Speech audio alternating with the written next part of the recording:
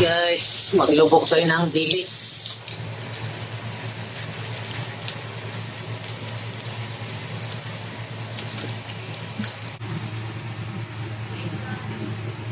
Guys, dilis to guys. Ayan, pinirito ko lang. Kumakain ba kayo nito?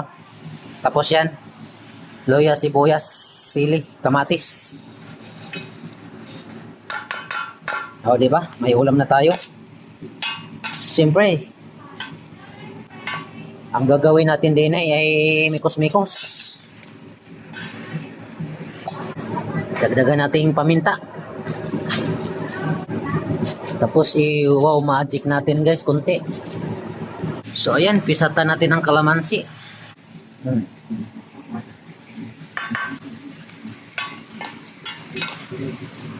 Sarap to mga idol, kamatis, sibuyas, sili.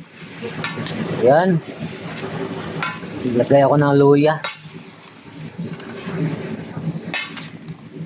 Siyempre hindi lang to mga idol, mayroon din tayong